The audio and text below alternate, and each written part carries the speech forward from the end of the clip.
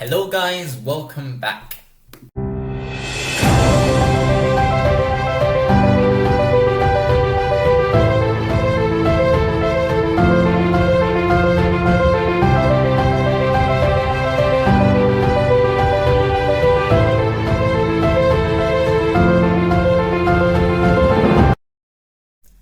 Hello guys, so around a week ago I finished Toll the Hounds, and that ending just left me so devastated. It left me destroyed into a million pieces.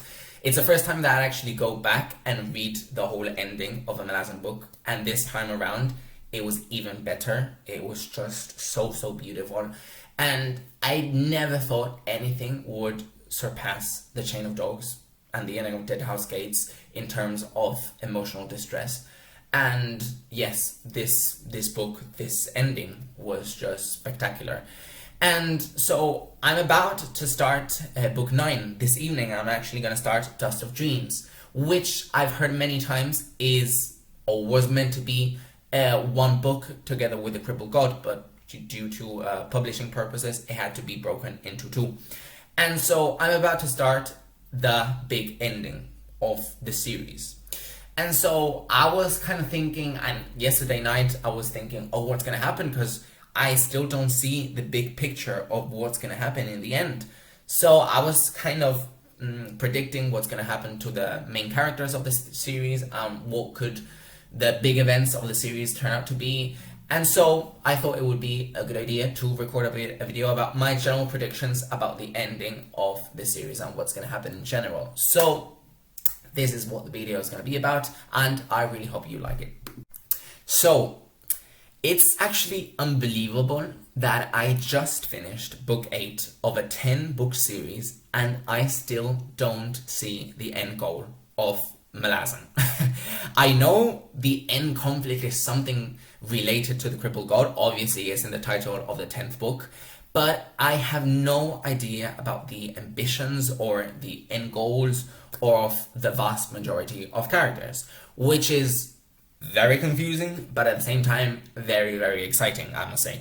And it's really weird for me because I always thought that Anamander Rake would be here for the big finale, and he's obviously not going to be part of it.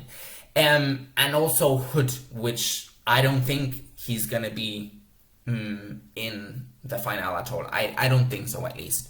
But my general prediction is that obviously Tavor will have a very big confrontation against the Crippled God at the end of the book, together with the Parish and the other Bone Hunters.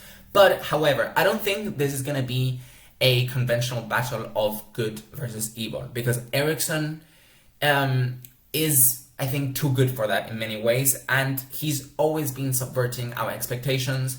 And I don't know, I don't think he's not gonna end this series with a good versus bad. I really don't think so. That would surprise me a lot. I've already heard that by the end of the series, Tavor comes and opens up and we get to see more of her character. I know that because I've read it many times online, but I'm really curious to see what her true character is, what is going to be unveiled of her.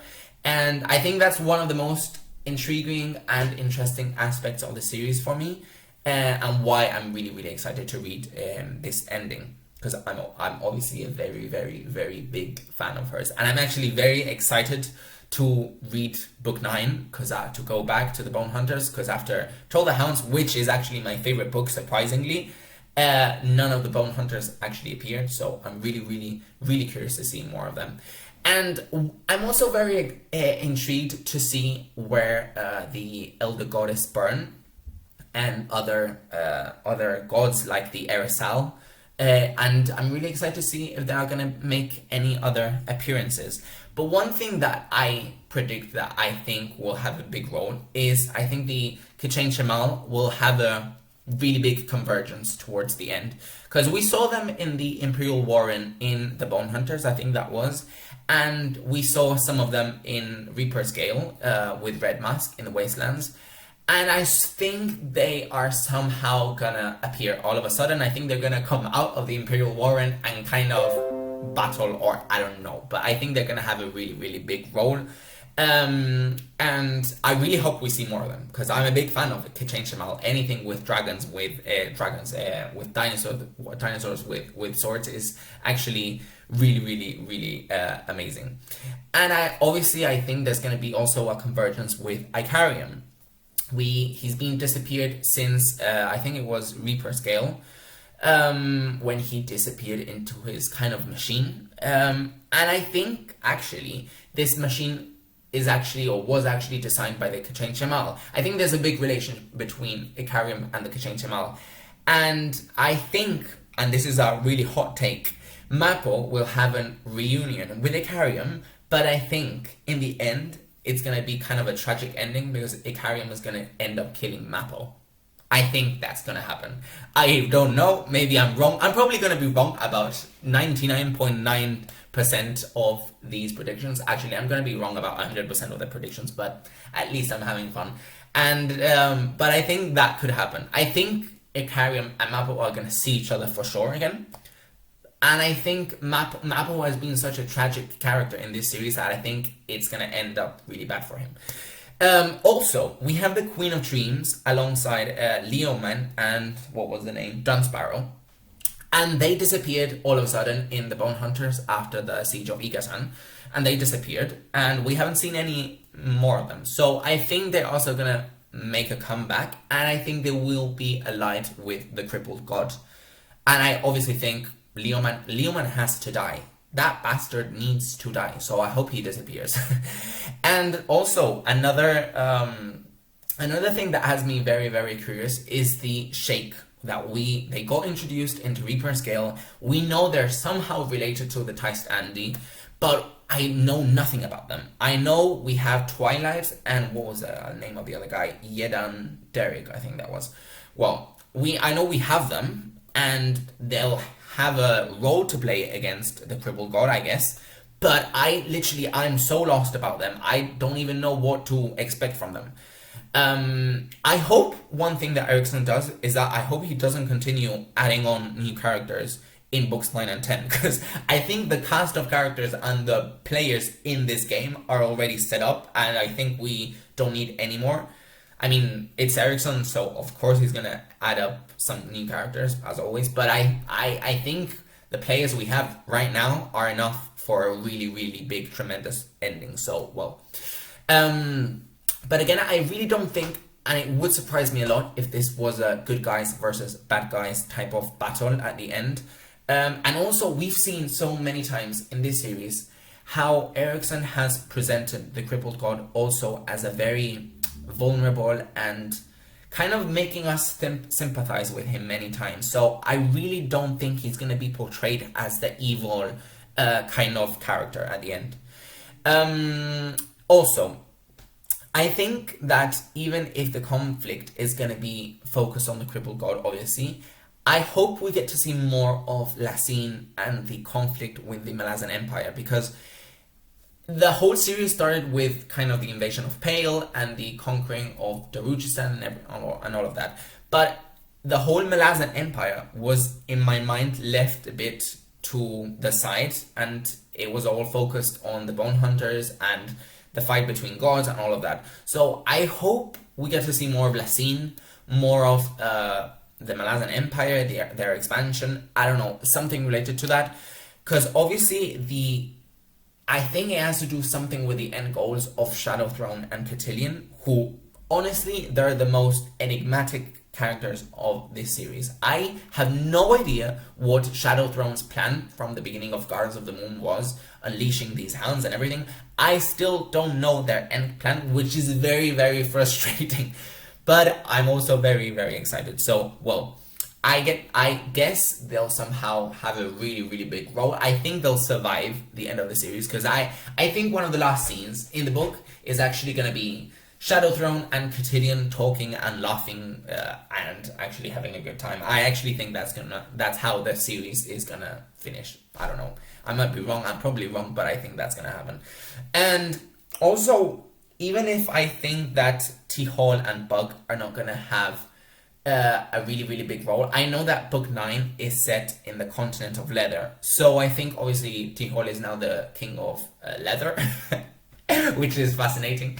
And I think obviously he's gonna have a role to play, but I don't think it's gonna be a really, really big one, because it felt like Reaper's Gale was the ending of much of that storyline. But obviously Mael, the Elder God, is gonna have a big role. I think he's allied with Shadowthrone and Cotillion, so I really think we're gonna see more of him. Also, we know that Serempedak has Troll's baby, and I think because of the timeline, I don't think that her baby is going to be born by the beginning of Dust of Dreams. I'm pretty sure she's still pregnant. So I don't think she might have a big role, but I hope to see more of her because I love her. So maybe, I don't know. And I think Karsa is actually not going to be part of the ending of this book. He was meant to stay in Darujistan because he was meant to kill a god. I don't think that god is going to be the Crippled God. I think it's going to be something else. I don't think we're going to see more of him or Samardev in this ending, which is sad, but I don't think, because he's now in Darujistan, so I don't think how he's going to come into the really big battle in Leather. I don't know. I really don't think so. I don't know what's going to happen with the Shattered Warren of Shadow with Corel Emorlan. We know that there's been fragments here and there. We know that Shadowthrone and Cotillion are using one of the fragments. We know that there was one of these fragments that was seen in the beginning of Reaper's Gale in the prologue. And it's all over the place, really. But I don't know. I think the Warren will actually get unified somehow. I think the overall ending will be a happy one. I think some of the characters will die, obviously, but I think in general it's going to be a happy ending because, well, I don't think it's going to be a sad ending. It wouldn't, for me, it wouldn't be something coherent with how Erickson has created this series, because it's been a very optimistic series, even if there's been much tragedy and really bad things going on. I think this series brings some light into the world and into the human condition. So I think it's going to be a happy ending overall. And please, Erickson, I really hope we get to see Ganos Paran again, who is now the High Fist, and he's obviously also the master of the deck. Let's not forget about that. And he had such a good, amazing storyline in the Bone Hunters. I loved how he finally got control of his character, and I really, really loved him. And in Toll the Hounds, I remember reading that when Picker tries to contact Ganos Paran inside the Finest, he was in some sort of problem backstage. So I think we'll get to see more of him and more of his problem that he had. And I think I know I've seen the cover of the Crippled God. I know there's like a soldier and he's gonna fight something. I think that's him in the cover, right? It has to be him. He's kind of, if we had to select a main character of this series, I don't think there's any main characters, but if we had to select one, I would think that was him. So I think he's gonna be fighting the Crippled God in some way, and my prediction is that he's gonna die. And I actually also think that Tavora is gonna die. Yeah, I actually think so. Even if it's really sad. Imagine if this series, which my favorite characters have been Tavor, Ganos Paran, and Amanda Rick, obviously, Hood, and all of these are just getting killed one by one. But well, I really, really hope Ganos Paran appears again. And I think that characters like Crocus and Absalar won't make a comeback for this ending. I believe actually that the dragons are going to play a really, really important role, because they are obviously related to chaos, and they're related to the Crippled God, obviously, and all these kind of things. And I remember that Absalar had these two dragons. What were their names? Telorast and Kurlo, and they're both dragons. So I think we'll see more of them for sure, because these characters need to have some sort of convergence. But she's in 7 cities, so I don't know how it's gonna, because we have like these 3 continents and we have people everywhere, so I don't know how it's gonna all end up in like a single place. But well, let's see. Also, I'm still very curious about the Asath. But I don't think the Asath are going to be resolved in this 10-book series, because I've read also that many of the things don't get solved, and that's perfectly fine because it also adds into the mystery of the series, and the mystery of the magic and all these kind of things. So I'm okay with things being left open, and I actually think that the Asath is one of the things that is never going to get explained. Also, Silver Fox. Silver Fox had such a big role in Memories of Ice, and she kind of disappeared, and we never got to see her ever again. Where did she go? I have no idea, but well, she has to play a role in this ending, because we saw the fight between Calor and Whiskey Jack in Memories of Ice, and Calor was really against Silver Fox, so I really think we're gonna see more of her again. I think she's gonna be kind of the evil one. I don't know how, but I think she's gonna be allied maybe with Crippled God, maybe, I don't know. Also, the Folkrol Assail and Kilmandaros and all these kind of things, they have been popping up all around the books. We've seen them in House of Chains. I think we saw them also in, was it Midnight Tides or Reaper's Gale? And I still don't know what part they could have in this ending. I don't really know. We've seen Folkrol Assail like calm or appear all of a sudden in House of Chains, and they were locked up in some places. I have no idea. I think they're actually good. They seem quite cute actually, even if they're a bit scary. But I think in general they'll help fight the Crippled God. I don't think we're going to see more of the Taistandi nor about Nimander and the others. I really don't think so. I think they will now rule Black Coral, and they have the Gate of Darkness, and everything of that storyline is kind of solved. Finally, Mother Dark embraced them all, and Amanda Rake is now resting in peace. So I don't think they're going to feature too much in this finale.